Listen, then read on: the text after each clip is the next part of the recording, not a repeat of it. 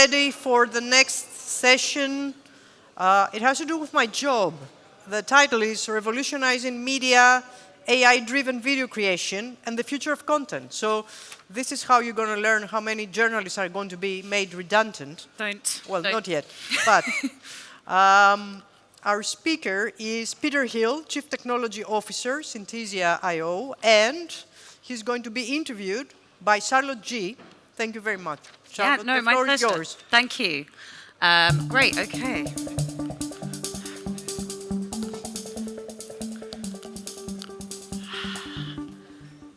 I'm hoping Peter's going to appear somewhere. I believe we're kicking off with a video, a demo of what's coming next for Synthesia. Are we starting with that first? Okay, right. So what you're going to see is the technology they have coming onto the market in the next few months. And as a reminder, everything you're about to see is completely AI. It's not real human beings. You know, there's a moment in everyone's life, a fleeting instant, where everything just clicks. It's not about money, fame, or whatever accolades the world can offer. It's about raw, unfiltered emotion. This, right here, right now, is mine. I've spent years chasing dreams, some of them mine, others borrowed from people around me. But today, it feels like I've captured a piece of the sun. That warm, radiant glow that touches everything, that's happiness. That's contentment. It's not a fleeting high from a victory or a conquest. It's home. It's the laughter of a loved one, the gentle hum of a lullaby, the first taste of ice cream on a scorching day. It's every moment that we often overlook, every second we take for granted. Today, I'm not living in the past or the future. Today, I'm here. Now. Yes. Wow is also my reaction to that. Peter, there you are. Okay, so thank you so much for joining us from London. I know you've just relocated there, and you've just joined Synthesia as it's going through some really big changes. I know you guys just raised $180 million in your Series D round. What's that investment for? You know, what are you going to spend all of that money on? I feel like there's a joke I could throw there, but it'll be all serious for a moment. But thank you for having me, and very excited to chat, and very much so wish I was in Athens. It's amazing there, and I always love being there. But we did recently raise a Series D. It was led by NEA with participation from investors, World Innovation Lab, Atlassian Ventures, PSP Growth. They were joined by existing investors, including Google Ventures, MMC, and FirstMark. The funding, no surprise, is going to lead to support product innovation. We're growing the company, we're going to grow headcount, and we definitely have an enormous number of product ideas that we're just super excited to invest in. We're also continuing to expand into the traditional markets, the existing ones that we have in primarily North America and Europe, and we're going to enter new markets like Japan and Australia. But I think the reason we saw such confidence in the investors is because Synthesia isn't just growing in terms of large customers, and they are, and that's super exciting. But I think we're seeing customers come back. And I think that sign of renewal of a contract, it typically highlights value. And it's not only that, it's that they sign up for more, and they sign up for additional use cases, which is, in my view, a sign of a very healthy SaaS business.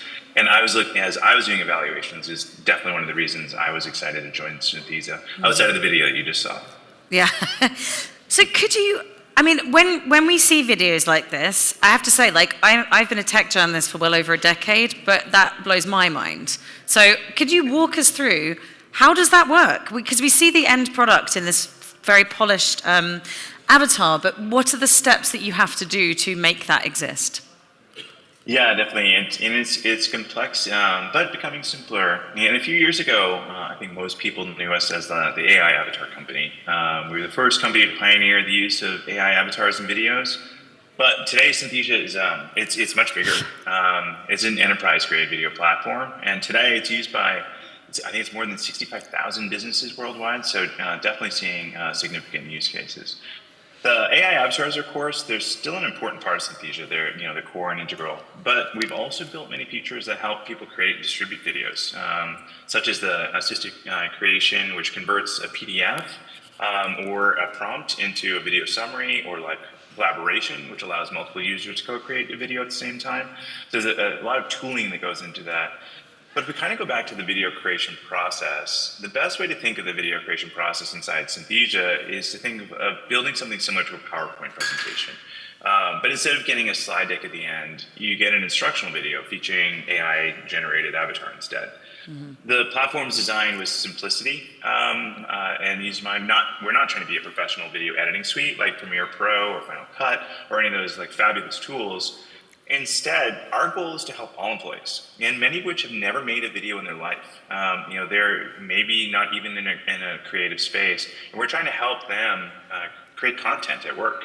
And to do that, users simply type in a script for the video, import the script, and select from over 200 diverse AI avatars to deliver on, or they can clone themselves. And a lot of customers are cloning themselves and using that for their ability to scale their message in a very personalized way.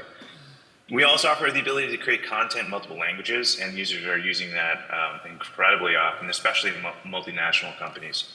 So users can choose more than 140 languages to localize their videos, which is pretty incredible. Yeah, that is incredible. I mean, obviously you haven't seen this because you're not here, but we've talked about the use of AI in translation and the kind of the heavy English bias of AI being a problem. How are you managing to do that? How are you managing to translate between so many different languages? Yeah, I mean, we from a technical standpoint, managing the different languages, there's a number of different tools. We created some of our own, as well as leverage some other third-party libraries. And so, but a few years ago, we started in the human resources learning development space. And with human resources instruction designers using Synthesia to create videos for employee training. And there's a clear need for most of the countries, and we definitely target the larger companies for language support. So for example, you might say to your employer had a new health and safety policy at work, and they needed to distribute that throughout the world. You typically need to maintain that in a PDF or a Word doc. You need to then translate that. You need to have someone update that, translate, figure out who the targets are to be able to figure out which language they should be sent, and email those or post those on the web. And it was incredibly complex. So with Synthesia, like the L&D and HR employees can now make a video instead. And we've got these great examples, like Zoom is a perfect example. If we take that example from Zoom, what they use is to make training videos. They used to make it the traditional way. They used to have a subject matter expert who would film themselves giving a course. Instructional designers would edit that video, and it would be sent to their sales team. Then they would typically have it either a different person do in different languages, or they would dub that, or they would put a lot of that the text context. And I know in my prior job before coming here, it was for a Brazilian company, and my Portuguese is not spectacular. And I always felt that when it was in text in the bottom and the translations were loose, I always felt a little bit like and maybe it's not the right way to describe this, but I didn't feel important. I felt like that, that message wasn't for me. I didn't feel it wasn't as personalized. But with Synthesia, the entire pipeline of the content creation, that's shortened now by 90%. And so you don't have to go through all those steps that I just described. And it's just not about making content faster. It's all about working more efficiently. So in that Zoom example that I gave you, so they achieved a cost savings about $1,500 per employee because people spend less time filming themselves and more time just doing other productive tasks. It's a huge task if you haven't built one of those films to actually create those. It's kind of fun, for me, being, primarily from an engineering background, like no one wants to film you typically. And so it's kind of like one of those moments, but this is a much simplified process. But we've also expanded into other areas beyond L&D. For example, one of the use cases that's been particularly successful has been customer support. One of the largest financial institutions in the UK and one of the large automakers in France, for example, use Synthesia to make video tutorials about their products, which replace text-based information on their websites or mobile apps. So in that example, like of the automaker, they built a video that explains the functionality of the latest car's dashboard. And it's not that it's complex by its nature, but cars have way more features than they did just a few years ago. And so this video is describing, how you navigate that, what all the lights mean. And so instead of having this giant manual, you get a video that kind of walks you through that.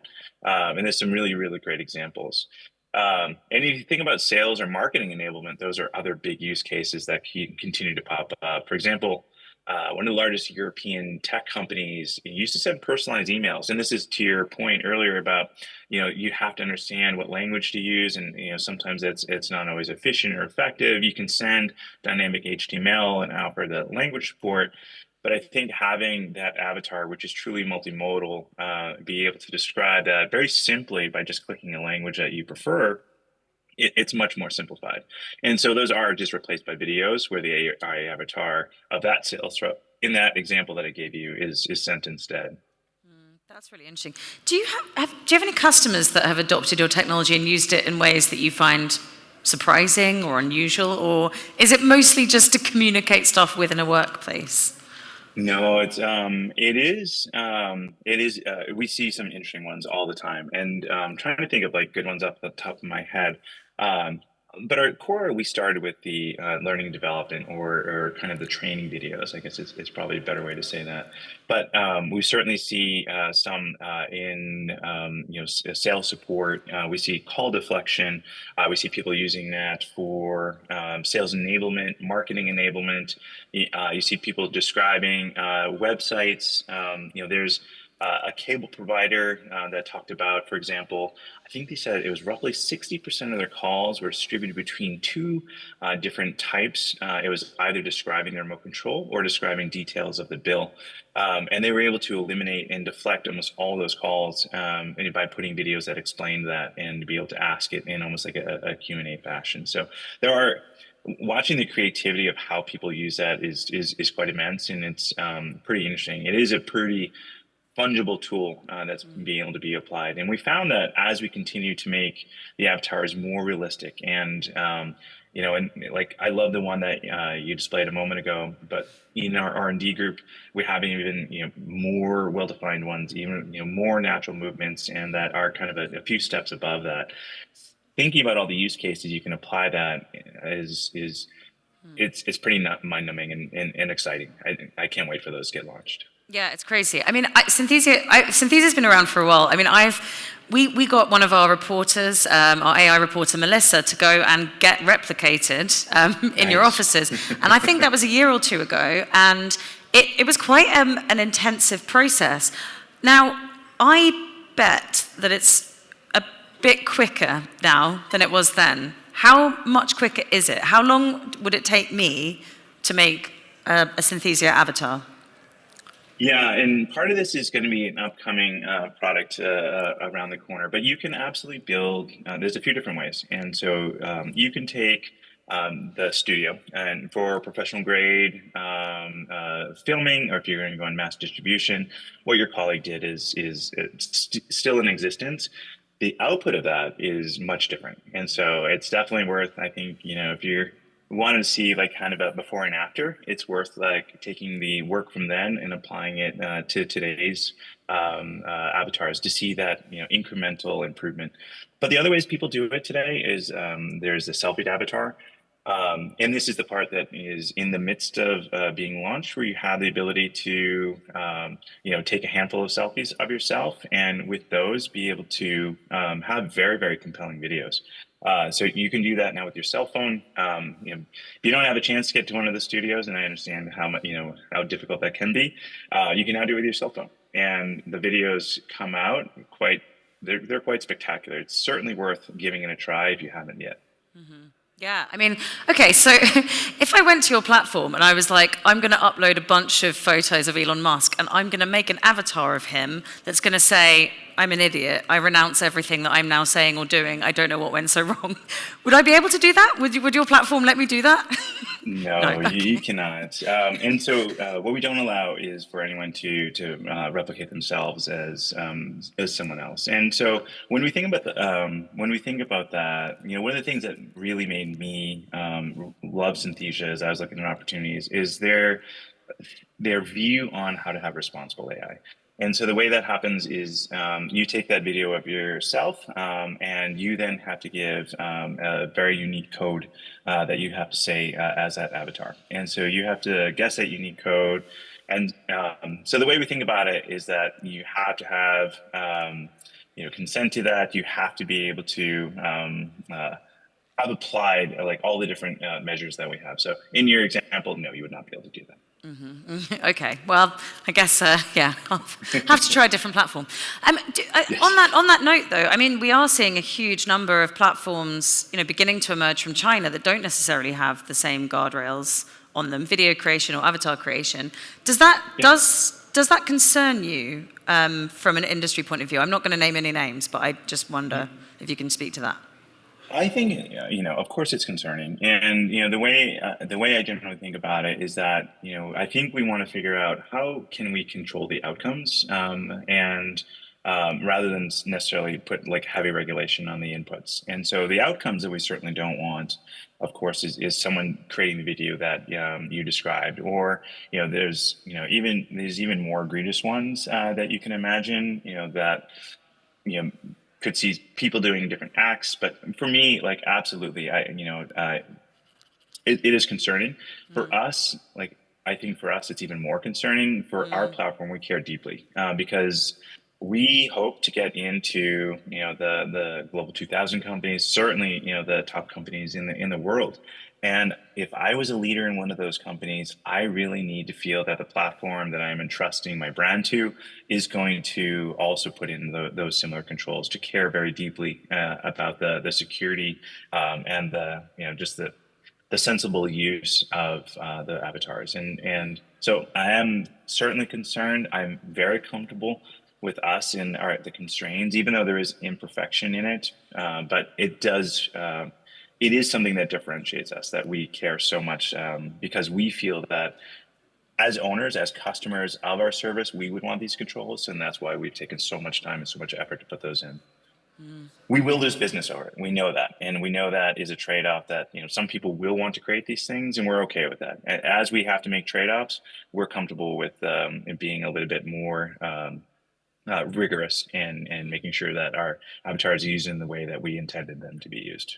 Yeah, and I mean, of course, no one's making you do this. Synthesia is proactively deciding to put on all these guardrails. Is it safe to say that you would like regulation of your sector? And if so, what form do you want that to take? Yeah, when I think about the regulation, and I will admit that being new to the company, like I still have a lot more forming of my thoughts. But coming into this, like the things that really matter to me are the outcomes that we want to avoid, and the outcomes like whether it's sexually explicit or whether it's that you're pretending to be someone that you're not, or that you're having someone saying things that they never intended to. Looking and focusing on those outcomes to me is the regulation I would like to see.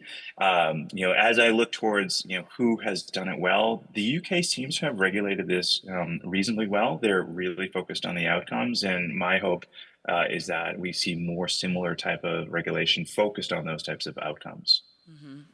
Got it. And I think I was wondering if we could slightly rewind, because you were talking about kind of various customers adopting Synthesia to use it as a kind of workplace communication tool. Why does everyone want to use video to communicate now? Why not? Why don't just send people a PDF? Why does it have to be a video? No, I think it's a great question. And if you think about certainly when I was early in my career, text was absolutely the way to do that. Text is certainly free, and the internet made that free to distribute and create. When we think about video, it is more engaging. I think people do learn faster. Every study that I can find shows that, not for every single content type, of course, but for most content types where you're trying to share knowledge, video is going to be more engaging. Video is going to be something that people learn from better. Video is going to be multimodal, of course, just by its nature, and you're going to learn from both forms of that. So when we think about video, it's clearly better. It just has been more expensive and more difficult to create over time. And I think that the really interesting part is, I think we've always known it's better. And there's some departments, when they have bigger budget, have always created videos. Like when you think about like the policy, of your company, generally companies would spend a little bit extra to make sure that that was produced in a video where you can explain the situation, where you can show kind of the emotional parts of it, and you can see like how the humans interact in those scenarios. But those are really difficult to build. I think one of the things that AI is doing is, driving those costs super low. And so now it's not that people didn't want to in the past. I think they actually did. They may not have known it because it was just never been possible. But now with the advent of AI, it is becoming possible. It is becoming commonplace. And I think that you're seeing companies adopt this and be creative in so many different use cases because of that. Mm-hmm. You hear, it's interesting because, I mean, people have various different levels of exposure to what's now possible with AI avatars. And, people respond in very different ways. I mean, some people have a complete meltdown and say, nothing is real anymore, or I can't believe anything I'm seeing. I mean, how do you find people tend to respond to these videos? Do they know it's AI? Do they care it's AI? How do they tend to react? They generally don't care. A lot of the feedback, there's kind of a great analogy. I was with a lot of our commercial teams yesterday, and we were having this very similar conversation. And so the thing I asked them is like, very, very similarly, how do the customers of our customers see this? The vast majority, I thought there was one analogy that kind of like really was rung to me, is that a whole bunch of people had seen the recent Bob Dylan movie. Everyone realizes that's not Bob Dylan on the film, but no one really kind of questions that because it's not the point of the story. It's not, to be that perfect accuracy. It's that, you're trying to see the representation of that. And so I see it more as a medium to be able to better communicate what you're trying to communicate. And the fact that it's generated via AI hasn't been an issue. And, to me, it is a change. And anytime you see one of those big shifts, I think, I always expect some feedback. But I think something that's happening in parallel to the ability of this is that you're seeing more of the younger workforce make their way into more leadership positions, in more influential positions, and they've grown up in a video-first world. So it's not surprising. They've been on TikTok and YouTube for their entire life, where, for myself, when I was younger, it was like more Facebook or Twitter. And so like, text was more common to me, but it's more common, video is more common to this newer generation, and it's just better. I think the other piece is that video is just much more engaging. It's information. It's a context-rich way to communicate, and text isn't perfect. My two prior jobs was at Amazon, and I thought they did a wonderful job in being able to make everything into a document. But it was incredibly time consuming. It was hard to get that right. It was hard to understand the emotion of it. It was hard to really, understand like the what you're trying to communicate. It really, if you kind of think about like journalists, they are so spectacular at taking that written word and turning it into something that you can feel. But that's an immense skill that most people don't have. Video is a medium that allows more people to be able to do that, because you do see, more of those modalities be able to elicit the mood, elicit like the intonations or the speed or the excitement in which you're saying something. It's really hard to do that in text. Mm-hmm. And I think that the tone of the message, the body language, is something that's really hard to replicate, and it's way easier with visuals. There's a great example. Spirit Airlines noticed this. For an example, when they moved their communication and their policies from text to video, they noticed a 6x increase in engagement. It means like people are opening the communications more when they were sent the AI video rather than text. But also, at the same time, one could argue it's a new medium, and maybe they're opening it, maybe it doesn't have staying power, but we think it does because we haven't seen any drop-offs. But they also saw a 76% drop in customer support calls, which is a sign to me that people paid more attention to the content that was presented, and they didn't need to speak to customer support representatives afterwards. So it's super meaningful from a retention standpoint.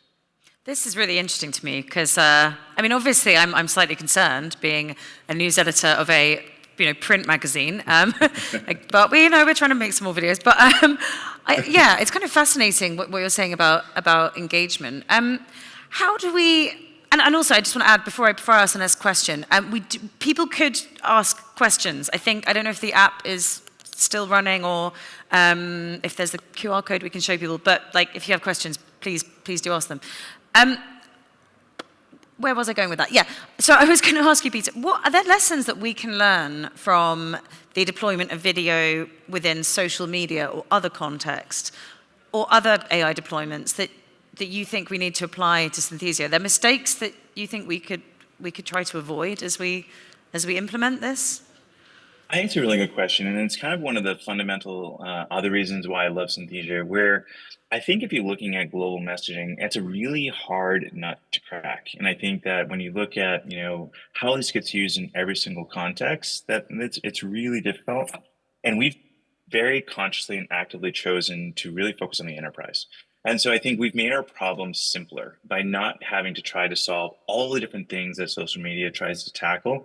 Our use cases are more narrow. We know exactly who our customers are. We can actually go talk, with the Fortune 100. We can go talk likely, at scale with the global 2000 companies. We can, go to, our target customers and actually have a conversation with them to understand what better serves their needs. And so for us, I do think there are lessons to learn if you're thinking about that broadscape. When you're thinking about our particular use case and how do we leverage that, the advantage we have is that we're not trying to solve the broad case. We're trying to really think about corporate communication. We're really trying to think about knowledge sharing, and we're really trying to think about call deflection. And because I think of our specificity, we haven't yet had to tackle some of those big ones. But certainly, if I was looking in that broad space, I think I'd be looking at many social media platforms and really trying to draw some of the lessons, because I know for my small children, if I think about the broad case, I want to constrict their use, because it is such a strong medium to be able to convey information, and if done so irresponsibly, can lead down the wrong direction. And so our focus on the narrow customer, our controls put into place, to me, allows us to have sidestepped most of that problem. And I don't mean to sidestep your question. It's just that for us in our application of this, we chose such a narrow set of customers and that a narrow set of controls that we haven't been exposed to a lot of the big problems that you see today. Yeah, got it. When someone generates a video on Synthesia, is that video labeled?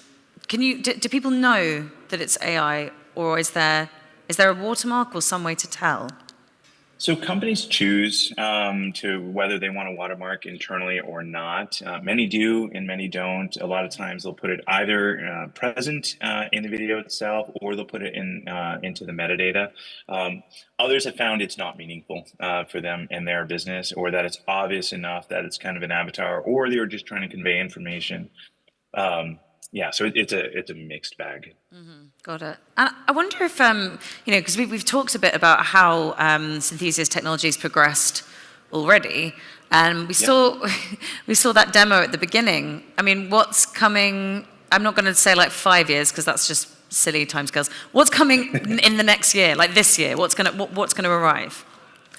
Yeah, and I think, it's clear that we're going to continue to move to larger models for video. And I think it means, of course, more realistic avatars. But beyond that, there are kind of two more things we definitely want to talk about. First of all, I think video has always been a broadcast type format where consumption happens passively.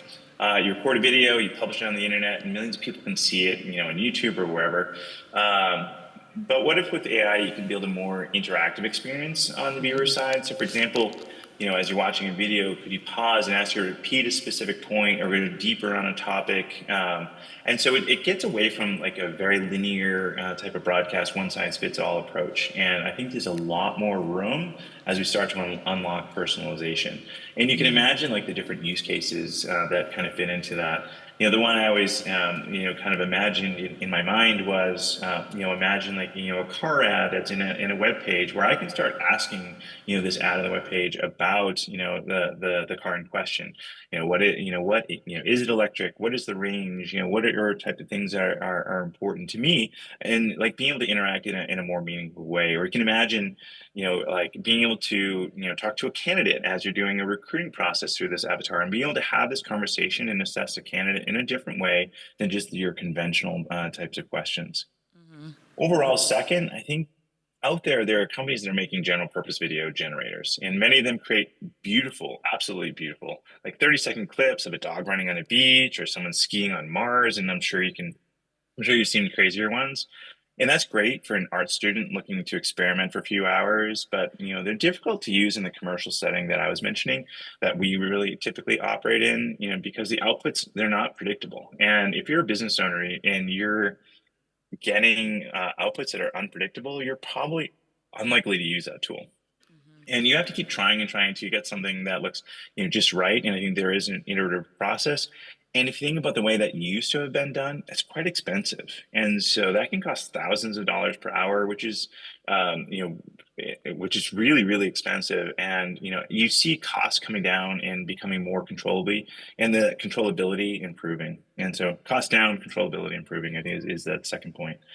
On our side, we're developing a very niche and specific video platform. It's really designed, like I mentioned, for instructional videos or knowledge sharing in general. And I know people are getting creative with it, and we'll continue to kind of expand in our portfolio. But that's how they're using it today in general.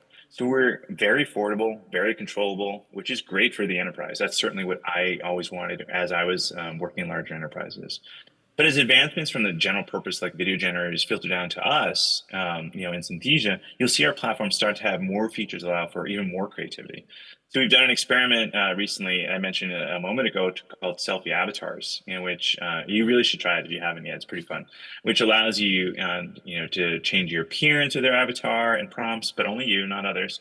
And we'll do more of these experiments, and especially in this one, it will allow for more self-expression, more creativity. So those videos produced with Synthesia aren't just going to be instructional in the future, but they become more entertaining. And I don't mean that we're going to enter into the ad space. It's not our ambition. It's just that if you think about engagement and knowledge sharing, being more entertaining and being more engaging helps with retention. So it really still fits within those goals. And the ultimate goal, of course, for us is to help you turn your 5-minute workplace safety video into like an Apple keynote or something that people truly will remember, rather than someone, puts on the side and, clicks accept when it's done. And so for us, that engagement really does fit into what we believe is our niche in our space. I feel like I'm gonna have to meet up with you when I come back to London and have a long debate about attention. Please. Like the attention spans now, and like what's going on with that. But anyway, I'll finish on my last question. That you can't see this obviously, but there are lots of students in this audience. I see some fresh faces around. I guess maybe they shouldn't learn video editing skills. I don't know what skills should they not bother learning, or what should they try to learn if they want to be able to flourish in a world where things like AI avatars exist? No, I think it's a very, very interesting question, and I won't tend to be able to predict the future any better than anyone else. But from my stance and my viewpoint and what I've seen, I think the creation of video in aggregate probably increases. And I think our use cases are, very bespoke for an industry. I think they're broad and from a business perspective, but I do think that the overall trend of communication and information and conveyance shifting to video is prominent. If you look at the internet usage and watching the number of bytes that, information per medium, that it's clearly shifting towards video.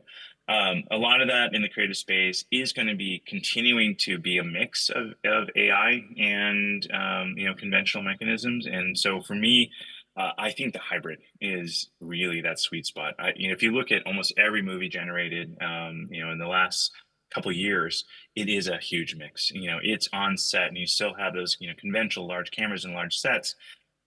But there are times when a building is absolutely AI generated or something very meaningful within those. And so it's like a little bit like when I was in, starting my kind of software career, you couldn't just, know how to build web pages. You knew you had to learn how to work at distributed scale. And I think you just need to be adaptable. And so for me, it's about knowing the space that you're passionate about and really love working in, understanding that you're going to have to be flexible with the tools that you plan to use. And my hunch, if I'm guessing, and my guess, take it with a grain of salt, is that it is absolutely going to continue to be that mix of conventional film and video creation alongside AI. So I don't think it's one or the other.